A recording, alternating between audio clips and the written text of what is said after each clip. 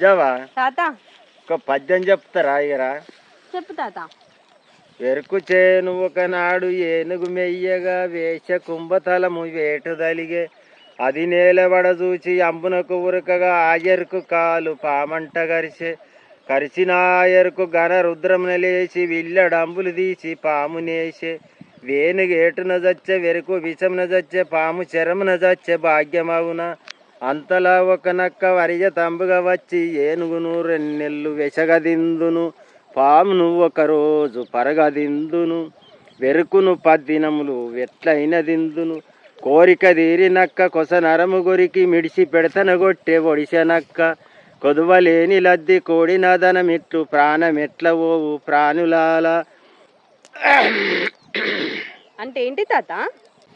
అంటే అది ఇవన్నీ ఇడిచిపెట్టి ఏనుగు నరాన్ని కొరికి సచ్చింది. ఏంటి తాత అది? ఏటకు పోతే వాడు ఇక్కడ అక్కడ సుడి చేస్తాడు, దానికి సుడి చేస్తా అంటే కింద పాంగరిచింది వాడిని ఇక్కడ కాలుకు పాంగరిచిన వాళ్ళే ఈ పామును అది కిందేసి దీన్ని చంపిండు పామును. ఇక అక్కడ అది పడ్డది వేట, అక్కడ ఓవుడు ఇక్కడ ఇది గరసుడు, దీన్ని ఈడు చంపిండు, అక్కడ అది చచ్చింది. ఇక ఈ నక్క వచ్చింది మధ్యలో, నక్క వచ్చి మనిషిని చూసింది, ఏనుగను చూసి ఏనుగను 2 నెలలు తింటనన్నది, మనిషిని 10 రోజులు తింటనన్నది, పామును 1 రోజు తింటనన్నది. ఇవన్నీ ఆ నక్క ఏనుగ కాడికి పోయి నరాన్ని కొరికింది.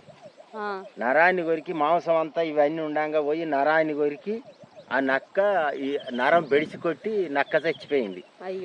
అంటే నక్క ఏమంటానంటే ఇవన్నీ నేను మనిషిని ఇది అంతా ఇడిచిపెట్టి మాంసం అంతా ఇడిచిపెట్టి నేను నరాన్ని కొరికి చచ్చుడు అంటే బొచ్చడున్నది, బొచ్చడు ఉండంగా కూడా నరాన్ని కొరికి చచ్చిపోయింది. అంటే ఒకడు 1 కోటి రూపాయలు ఉండంగా కూడా అడక తిన్నట్టు అదేనగా అంతా పెట్టుకొని నరాన్ని కొరికి చచ్చింది మెడకు పెట్టుకొని.